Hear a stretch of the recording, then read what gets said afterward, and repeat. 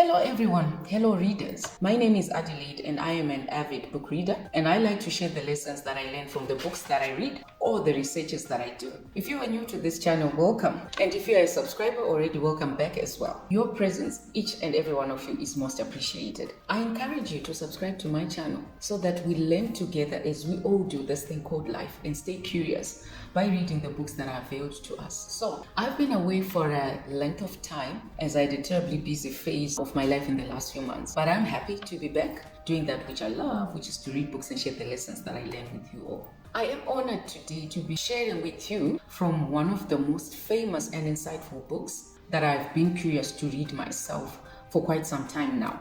This book is Man's Search for Meaning by Victor E Frankl. I'm sure quite a few of you that are watching on this channel have either read this book or heard about it because it's a very famous book. And it says on the cover here that it's a classic, it's the classic tribute to hope from the Holocaust. As it publishing of this version that I've got, it had sold 12 million copies. I suppose since then it has probably sold more. So I'm honored to be sharing my learnings from this book with you today. Man's Search for Meaning is a powerful and influential book that has inspired millions of people around the world. It is famously known as the book of the philosophy of suffering. This book chronicles Frankl's experience as a prisoner in Nazi concentration camps during World War II and his observations in the psychology of human suffering and resilience. The book is divided into two parts. The first part of the book is where Frankl takes us through the harrowing journey of the experiences that he had in the Nazi concentration camps, including the brutal conditions and the psychological impact of constantly living in uncertainty and fear. The second part of the book chronicles Frankl's theory of logotherapy, which emphasizes the importance of having meaning and purpose in life as a way to overcome suffering and achieve personal fulfillment. Frankl's insights on the nature of suffering and difficult circumstances and insurmountable difficulties in life have had a major impact on many people around the world, now including myself. I tell you that when you read this book and you go through how difficult it was for Frankl and his fellow prison mates in these camps on a day-to-day basis. You know how the day is 24 hours long. When I read this book, I can definitely tell how the day was very long for Frankl and his prison mates. It's a sad tale. It's a difficult story to take in and reflect on, and that has had a huge impact on me as I read this book, and I'm glad to join the many millions of people around the world that have experienced a positive impact from reading this book. So here are some of the ways in which Man's Search for Meaning has had an influence on my perceptions of suffering and human resilience. Let me put a disclaimer up front that I am aware of the varying ways in which the human and animal kingdom suffers in this world. My encouragement in this video is not defiant of how in many situations, in reality, many people actually are not in control of the conditions to which they are subjected. My hope is that since Victor Frankl was in the very same situation, that we learn one or two lessons from someone whose struggles were similarly out of their control. Without further ado, let's get right into the business of the day. The first insightful lesson from this book is on the concept of will to meaning, finding meaning and purpose in suffering, also known as logotherapy, the logotherapy term that I mentioned earlier. By the way, he was a psychologist before he was moved into the Nazi camps. He was a physician, he was in the medical field, and so he is someone who actually does have a bit of authority in this field in terms of the human psyche and how we could study humans and their reactions to difficult situations and their psychology and their resilience. So Victor E Frankl was someone who's authoritative in this field, and I guess that's how he decided to pen this book after his experiences, so that whatever it is that he learned in his life and what he had been educated in his career would then be a combination of lessons that we can find and benefit from. So in the concept of logotherapy, Frankl argues that the most important factor in overcoming suffering is to find meaning and purpose in it. In his existential analysis, he writes, "What is to give light must endure burning." What a profound statement, which is a very well-known, insightful statement that has now been translated into multiple languages. In other words, suffering can be transformed into something meaningful if we're able to see it as a challenge to be overcome and an opportunity for growth. Whether it's surviving through natural disasters, coping with personal loss, or surviving through traumatic experiences, many people have found ways to heal and recover from even the most difficult situations. The world is abounded with examples of people that have reported that their experiences of suffering, such as loss, illness, have ultimately led them to experiencing or having new perspectives, strength, and personal growth. Apparently, this phenomenon has been referred to as post-traumatic growth and has been observed in people who have overcome significant adversity and developed new skills, relationships, and outlooks on life. One possible explanation is that suffering can be a catalyst for personal transformation, forcing us to confront different emotions and reevaluate their priorities and importance in our lives. By facing and overcoming these challenges, we may gain a greater sense of purpose as well as develop new skills and insights that can be applied in other areas of our lives. This has influenced my perception of suffering by helping me see it as an opportunity for strength rather than only as something terrible that should be avoided or feared. As suffering is part of each and everyone's life in this world. There's no exemption.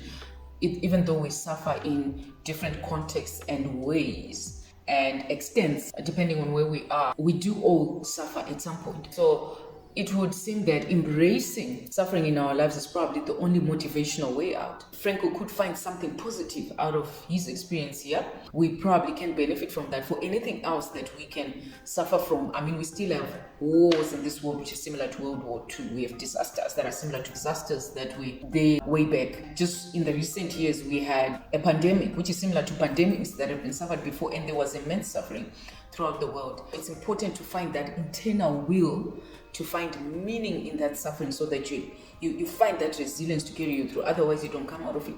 And that's his message to all of us. No matter what the circumstances that we're going to go through are, I found that it's very important to feed our minds and our souls with that which can carry us through once all the good times are gone, and we do need to take from us internally what can help us survive external conditions. The second lesson that I got from this book is the power of choice. Frankl emphasizes the power of choice in determining our response to suffering. As you read this book and get into the details of the daily difficulties that Frankl and his fellow prison mates experience each day, it is difficult to understand that anyone who would have been subjected to such difficult circumstances would still find it in them to think, to choose, to see anything positive out of their experience. Yet, while we may not be able to control everything about our surroundings, we can definitely control our internal makeup and our choices on how to react to our surroundings and our circumstances. Our attitudes and responses to problematic situations can greatly influence how we experience and deal with them.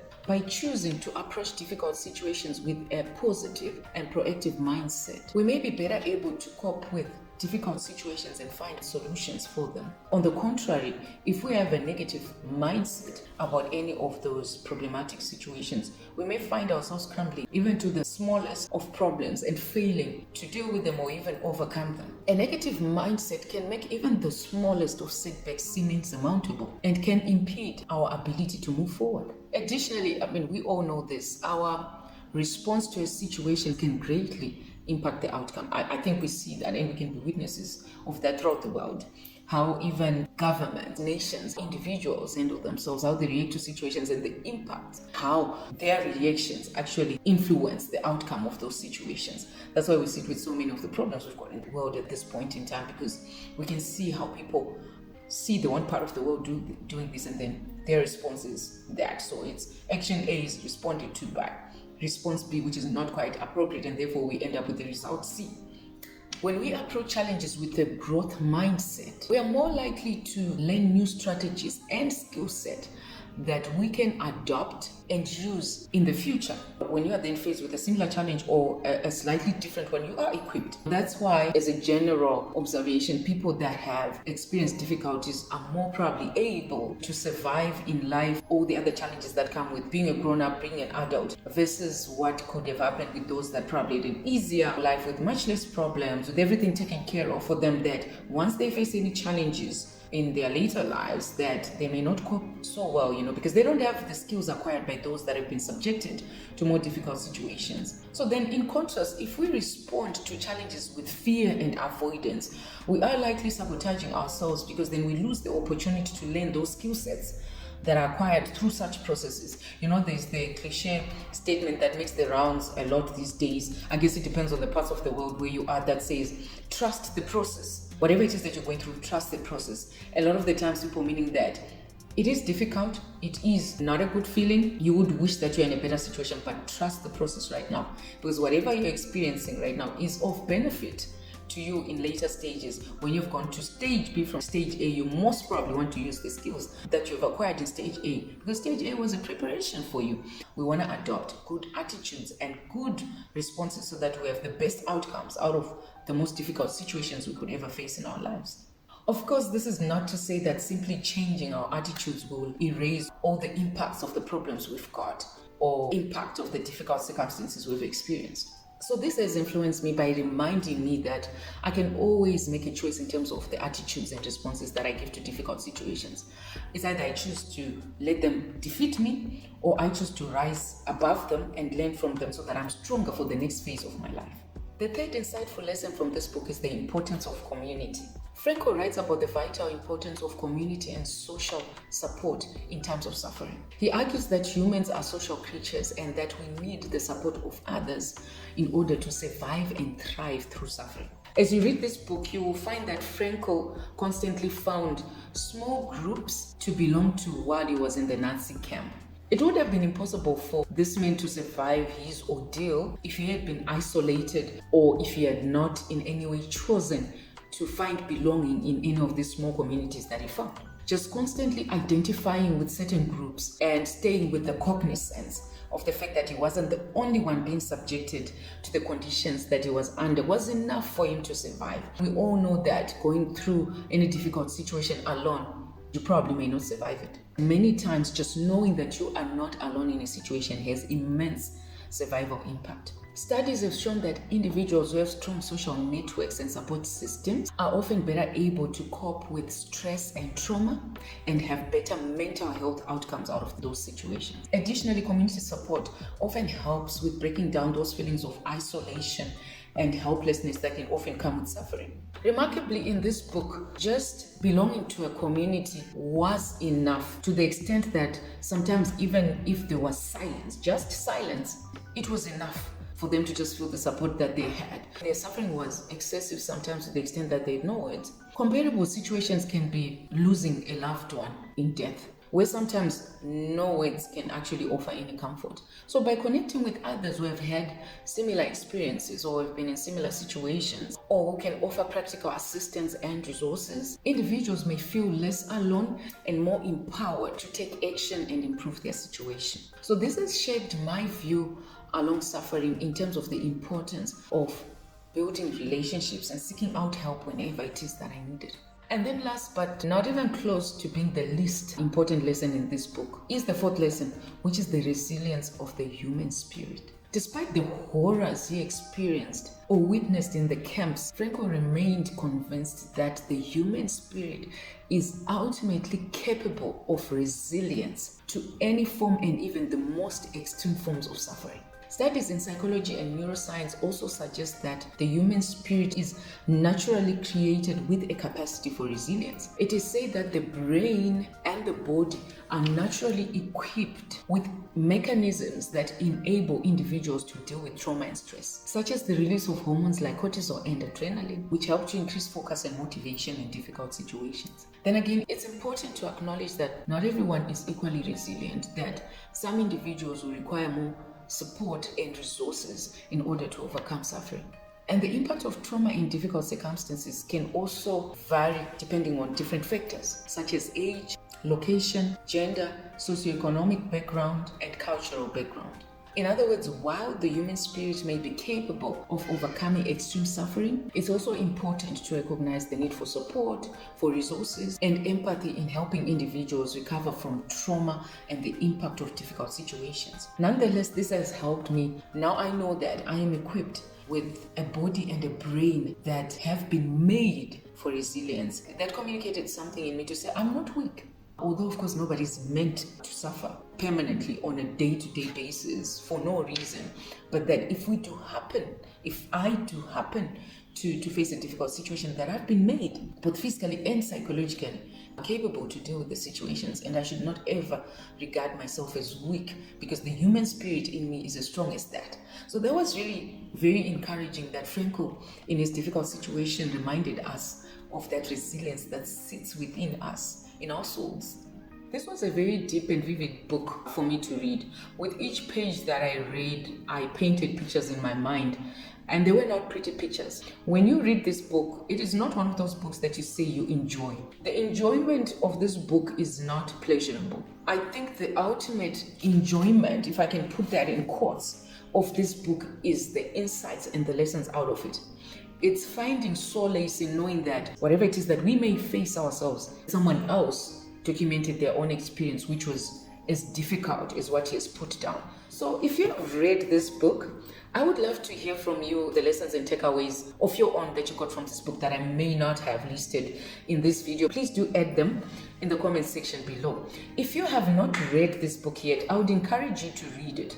These are the books that I personally enjoy reading, the books that remind me that suffering or difficult situations are not new, that they've always been there, that those that have been there before us have taken the trouble to encourage us by chronicling what it is that they went through. These are the types of books that every now and then I actually enjoy reading.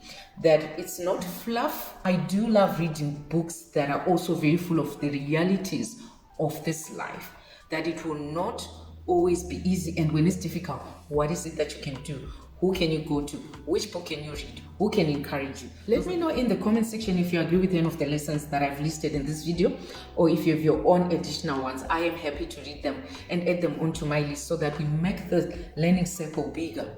If you have enjoyed the content of this video, or you enjoy reading books and sharing the lessons from them, do press the like button on this video and also press the subscribe button so that you may be updated. You will be updated as soon as I've posted the next video. So let's continue learning from books together. I look forward to sharing with you my lessons from the next book, which, by the way, I've already read and completed. Thank you for watching today, and see you in the next video. Cheers.